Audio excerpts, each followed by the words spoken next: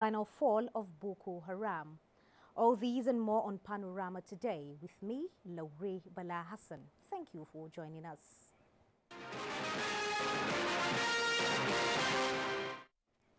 The former Auditor General of Borno, Abba Kyari, died of suffocation in the fire outbreak that occurred at the Shehu of Borno guest house of the University of Lagos Thursday. An eyewitness who spoke with the NTA said two others were hospitalized. Visit to the guest house showed the debris of what the fire gutted in one of the rooms, with some staff of the guest house who were busy in the cleaning of the rooms that were affected by the fire. An eyewitness said the fire incident occurred around 2 a.m. in the early hours of Wednesday. The former Auditor General of Borno State, Abba Kyari, died as a result of suffocation from the fumes of the fire. So we took everybody around, but it was later that they were started, after doing the check-headed, so they now discovered that one of their person is still missing too. They now went to the room. So that Day 14, I think so. So it was that they discovered that someone is still there. So after bringing him down, they were saying that they should off light. So I don't know really whether the man died at that moment or it was after they rush him to hospital that he died. He explained further that there were two other people who were rushed to the hospital. One, according to him, jumped from the story building and landed on the other casualty, thereby breaking the leg. In Lagos, Thomas Obetere, NTA News. In the meantime, Lagos State Governor Akinwumi Ambode has ordered the temporary closure of the Mile 12 markets following a dispute which erupted within the communities in Ketu Mile 12 area of the state. The governor also announced the restriction of movement on 4 streets in the area. Details in this report. Addressing government house correspondents at the State House Ikeja, Governor Akinwumi Ambode said the decision to shut the market and restrict movement on the streets was to aid security agencies in restoring calm in the area. In order to further restore calm, I have ordered that my 12 markets be temporarily closed and all traders, community leaders, and other stakeholders to eschew violence and be calm and law-abiding. Furthermore, I have also ordered a temporary restriction of movements within the following streets: Oniyon Street, Maidon Street, Agility 1 and Agility 2. The governor reiterated that Lagos State will continue to be home to every Nigerian, irrespective of their tribe or ethnic affiliation. Let me assure Lagosians that the state is home to every tribe and ethnic group, and nobody should give this disturbance any ethnic coloration whatsoever. Every law-abiding citizen should go about their normal businesses. The State Commissioner of Police, Fatai Owusheni, stated that members of the police force have brought the situation under control, adding that the police will uphold the rule of law in enforcing the order by the state government. The situation is calm. People that were agitating have been cleared off the roads. The roads are cleared, and as I'm talking to you, substantial arrests have been made to make sure that everyone that is involved in that violence is brought to justice. The commissioner dismissed reports that there was a fire outbreak in My 12 market, adding that over 50 suspects have been arrested in connection to the disputes in the area. In Lagos, Lusa Osula, NTA News. The Minister of State for Petroleum Resources and Group Managing Director of the Nigerian National Petroleum Corporation, NNPC, Dr. Ibe Kachuku, has said that the NNPC will be unbundled into 30 profit-making companies with separate managing directors in the weeks ahead as part of the ongoing transformation of the National Oil Company. The minister made this known at the 25th Oloibiri Lecture Series and Energy Forum in Abuja. He also stated that as part of measures to stabilize crude oil prices, some members of the Organization of the Petroleum Exporting Companies, OPEC, are scheduled to meet with Russia on 20th March 2016 in Moscow to fine-tune collaborative strategies. The minister noted that President Muhammadu Buhari's administration is focusing on developing the nation's gas resources in order to boost revenue as part of the diversification policy of the federal government. According to him, the petroleum sector would rapidly review the contracting cycle of projects from 2 years to 6 months in the upstream, stressing that efforts are in top gear to review the existing production sharing contracts, which is long overdue. The Senate has advised the federal, states and local governments to urgently establish ranches and grazing resources across the country.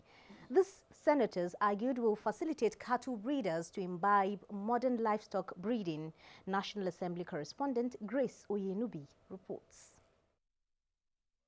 Senator Chukwuka Utazi from Enugu State moved the motion on cattle breeding and grazing reserves. He noted that the motion was necessitated by the prevailing conflicts between farmers in various parts of the country and nomadic cattle headsmen, which is posing grave danger to national security. People from nowhere, coming from the Kogi, part of our end, with our boundary with them, came over there and macheted people and burnt houses. 80% of our people are farmers, and any attack on their livelihood is an attack on the livelihood of 80% of Nigerians. The killing is too much. I wouldn't want to say that this is clearly another Boko Haram issue in this area, but it is almost something like Boko Haram. We owe it a responsibility to cause those who are supposed to supervise implementation of law and order to actually carry out their responsibilities. The federal government has already developed a program and a definite timeline given for it. Specific areas have been identified and have been charted. The committees, Committee on Agric, and the oversight and security will all have a responsibility to see that we really come to a permanent solution. Another motion by Senator John Enoff from Cross River State is on the need to revive the 11 River Basin Development Authorities, RBDAs, set up to provide water for irrigation and other domestic water supply. Even when you look at the 2016 budget that is presently under consideration, you're going to discover the lack of interest, even in terms of their allocations. About 6 River Basin Development Authorities, in terms of capital allocation, have less than 700 million. If we're talking about agricultural revolution and rural integration, you must have to re-engineer the river basins. I don't know how the River Basin Development Authorities will do magic if they don't have funding.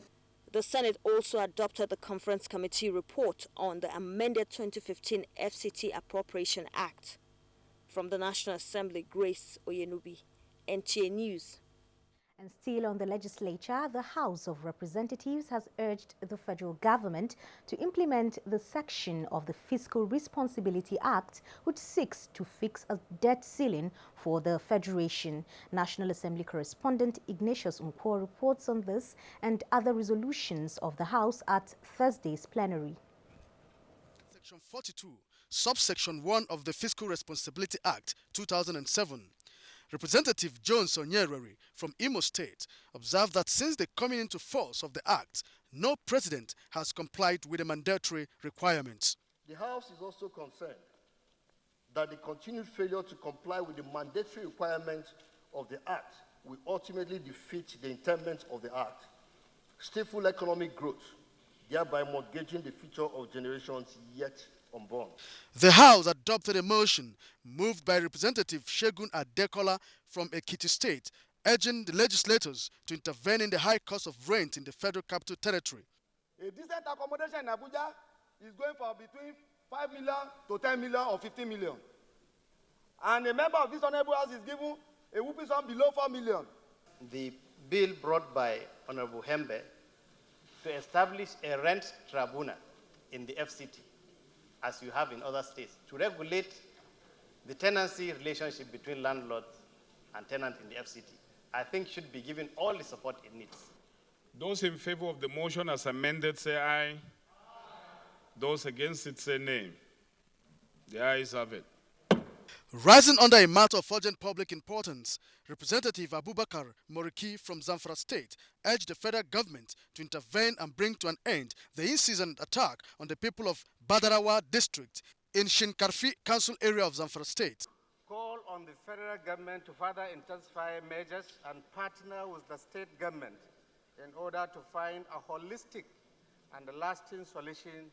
The House passed for second reading a bill for an act to amend Section 35, subsection 4 of the 1999 Constitution, which seeks to ensure that persons arrested for alleged commission of crimes are promptly charged to court instead of being detained unlawfully. The bill is sponsored by Representative Omogie Ihama from Edo State. We have to amend this section of the Constitution to decongest our prisons and also to give opportunity to those held for one offense or the other to be charged directly to courts of competent jurisdiction. A new member, Representative Yusuf Ahmed Tijani of the People's Democratic Party (PDP), representing Okene Ogori, Mangongo Federal Constituency of Kogi State, was sworn in. He defeated Bello Abdullahi of the All Progressives Congress in a rerun election. From the National Assembly, Ignatius Nkwo, NTA News.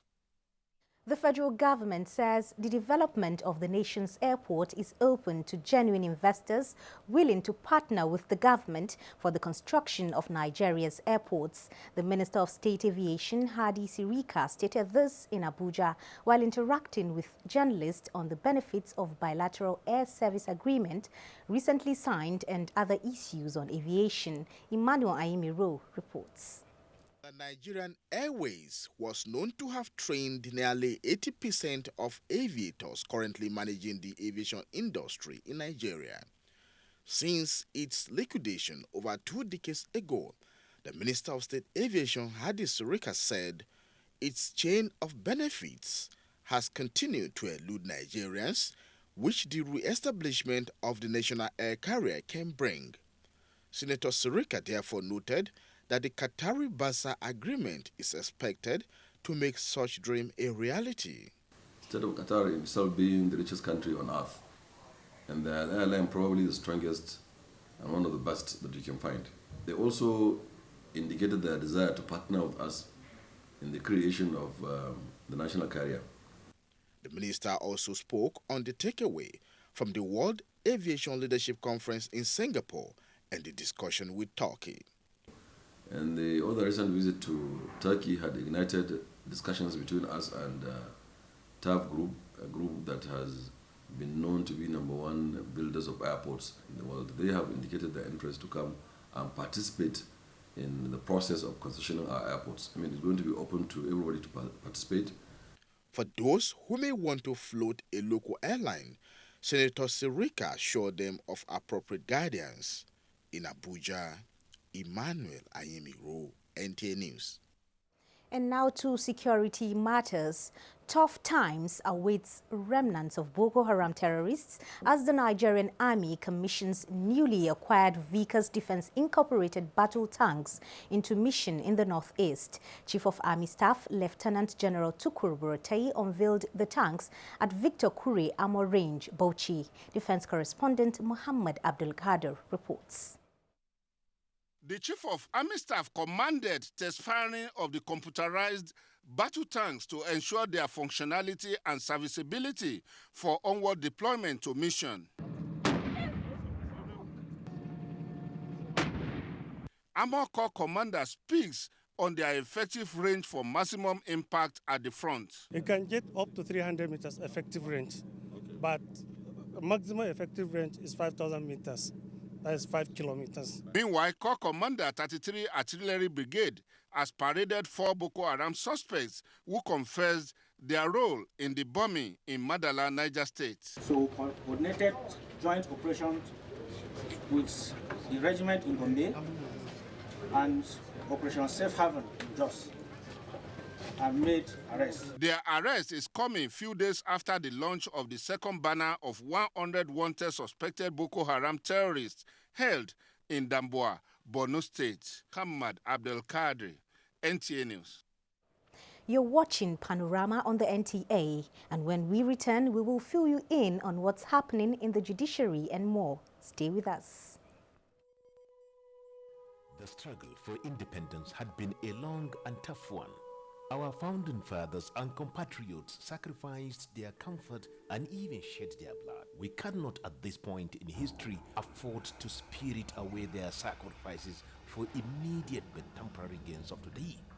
Let us emphasize what unites and not what divides us. Working for the unity of purpose with a stronger vision for a better tomorrow. NTA, growing with the nation. Together, no matter where you come from, no matter your religion, we are one. Let's live together. Let's stop fighting each other. Let us live as one.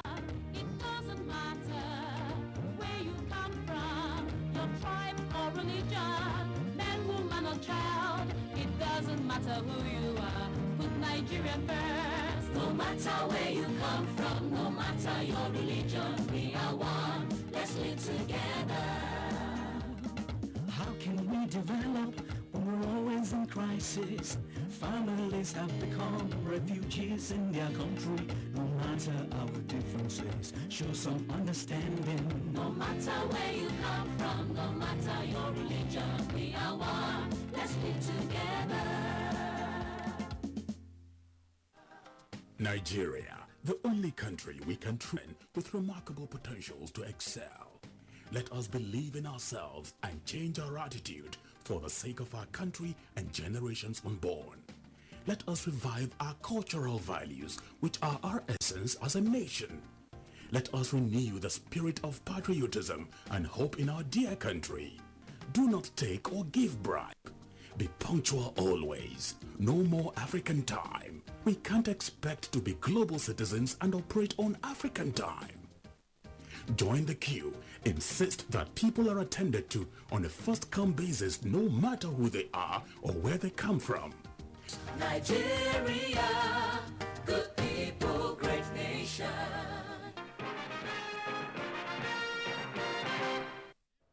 Welcome back. You're still watching Panorama. The Nigerian Air Force is revitalizing regimentation of its personnel to sustain values and discipline in the service. This was at the first quarter regimental dinner organized by 106 Headquarters, Nigerian Air Force Camp. Defense correspondent Muhammad Abdul Kader reports. Regimental dinner night is a special but solemn social function with military drill. It carries with it precision, procedure, and peculiarities that makes it different from conventional dinner setting. Different stages with different scenario, from standing to sitting positions by special guests and the host Air Force family characterize the event. The formal and informal settings at the extraordinary dinner night fostered comradeship, cooperation, and coordination among officers irrespective of ranks. Everybody in the country is very appreciative of the Nigerian Air Force. We have seen all they have been able to do, especially in the Northeast. Regimentation is very important. It's something that is very, very dear to us as members of the armed forces. The formal and informal settings at the extraordinary dinner night fostered comradeship, cooperation, and coordination among officers irrespective of ranks. Important parts of the parade include toasts of loyalty to the president and appreciation of the band by special guests. As a fighting force and a leading air power in the continent, issues relating to operational effectiveness and efficiency came up at the dinner night. In Abuja, Muhammad Abdul Kader, NTA News. Meanwhile, the Nigerian Army has confirmed the conviction of special court-martial against Brigadier General Enitan Ransom Kuti. The conviction, which was taken during its last council meeting, however, commuted the dismissal of the senior officer from the Nigerian Army to reduction in rank from Brigadier General to Colonel. A statement by the Deputy Director, Army Public Relations, Aliyu Yusuf, indicates that the council further quashed his conviction conviction and award of 6 months imprisonment by special court-martial to not guilty, discharged and acquitted. The statement adds that in line with Nigerian Army extant rules and regulations, the senior officer has been released from close custody. And now to judiciary matters. Justice Adeniyi Ademola of the Federal High Court, Abuja, has fixed the 4th of April for a ruling on an application for the discharge of Colonel Sambo Dasuki from his trial. Justice Ademola gave the date after hearing arguments from the prosecutor and defense of the former National Security Advisor. Judiciary correspondent Femi Okelwo completes the story. Since about September last year, when Colonel Sambo Dasuki was arrested, his trial has hardly gone beyond arraignment. It has continued to be a struggle for bail, arrest, rearrest, and the battle for the respect of the court order. Now before Justice Adeniyi Ademola is an application for Dasuki's discharge in the absence of progress in the trial. While the prosecution wishes that this matter commences and trial should progress so that the issue should be brought before the court, the defense is concerned about the obedience of court orders. The defense says if the earlier court orders are not obeyed, what is the essence of going into trial? The most honorable approach is to allow the trial to commence immediately, and then his discharge or his if he feels he has anything, then he will plead guilty. If not, he's either discharged after trial or is acquitted. The state should not have an opportunity to prosecute while at the same time being in disobedience of those orders. But if they obey the order today, we'll proceed tomorrow. It is expected that the April 4th ruling will effectively decide the fate of the Dasuki trial, even if there are other splinter matters in one or two other courts. In Abuja, Femi Okelwo, NTA. And still on the judiciary, the Federal High Court sitting in Abuja granted bail to the former Interior Minister Abba Moro and 2 others. Abba Moro was granted bail on self-recognition, while the other 2 were given bail conditions of 100 million naira and a surety each. Isaac Nkuma reports.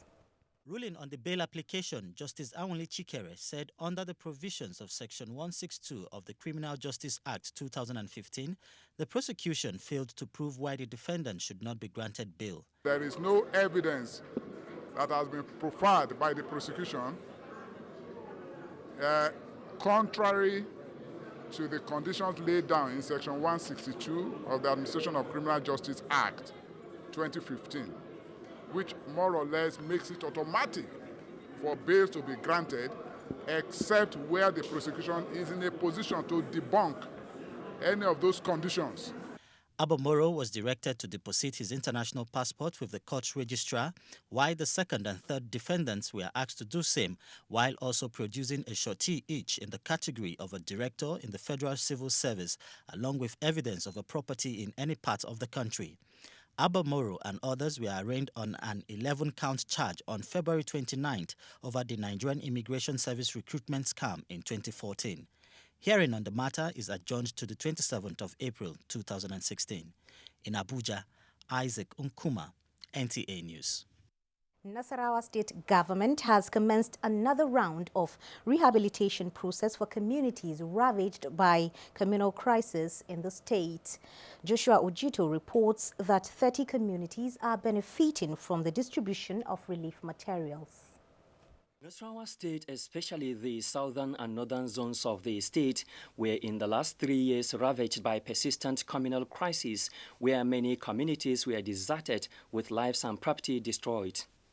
As peace has returned to the affected areas, some of the internally displaced persons have returned back home, while others are yet to return. Presenting another set of relief materials to the 30 benefiting communities, Governor Umaru Tanko Alimakura said the items were to enable them rebuild their houses, even as he urged all the internally displaced persons who are yet to return home to do so, as adequate security have been provided. In addition, 3 mobile hospitals and other hospital consumables have been provided for medical services of the communities, while efforts are on top gear to reconstruct primary healthcare centers and public schools that were destroyed. I'm also calling on each and every ethnic nationality across the state that gone were the days when we harbor ill feelings and malice against one another. Meanwhile, ethnic communities in Nasarawa State have resolved to embrace peace and join the state government peace initiative aimed at ensuring true reconciliation and peace building among warring communities. The latest community is the Egon Nation, led by its national president, James Ali Mamza. In Lafia, Joshua Ojito, NTA News. And now sports. Nigeria's Super Eagles, now 62nd in the world, remain 11th in Africa in latest FIFA rankings, just as coach Samson Siasia unveils Super Eagles team list for March 25th and 29th 2017 African Cup of Nations qualifier against Egypt. Kene Imagbodike takes it from there on Sports Updates. Nigeria rose up one spot to 62nd position in the world, remaining 11th on the continent according to the latest FIFA rankings released Thursday. In February's grading, the Super Eagles moved 3 places to 63rd despite their early exit from the 2016 African Nations Championship, CHAN, in Rwanda. For me, it's an improvement. It's a good one that we are moving gradually, but still a far cry to where we should be in world football. Cape Verde lead in Africa, followed by Cote d'Ivoire, Algeria, Ghana and Tunisia in the top 5. Meanwhile, Belgium maintained top spot in the world with Argentina, Spain, Germany and Chile trailing. Interim coach of the Super Eagles, Samson Siasia, Thursday in Abuja, unveiled a provisional 42-man list of players for the double-header 2017 Africa Cup of Nations qualifiers against Egypt, March 25th in Kaduna and 29th in Alexandria. The team, which has 20 foreign-based players and 22 home-based players, is a blend of old and young players believed to be active at their various club sides. The list is expected to be further pruned down to a final 22 as the players are expected to begin early camping. We worked mostly on tactics and how we have to play against them. Having watched their videos on the like to exploit in those areas that we think we can. We're going to play this game on the half of the field and be careful on just fast breaks and all that. Nigeria remain unbeaten in the ongoing International Table Tennis Federation World Team Championship in Kuala Lumpur, Malaysia, affirming their readiness to gain promotion to the championship division after securing a place in the quarterfinal stage of the Men's Division 2 midweek. The team completed their unbeaten run in Group F with a 3-0 defeat of Vietnam to make it 5 wins in 5 matches. Nigeria and other African representatives, Egypt, will now battle with other qualified teams for places in the last 4 of the championship. With Sports Update, Kene Imagbodike, NTA News.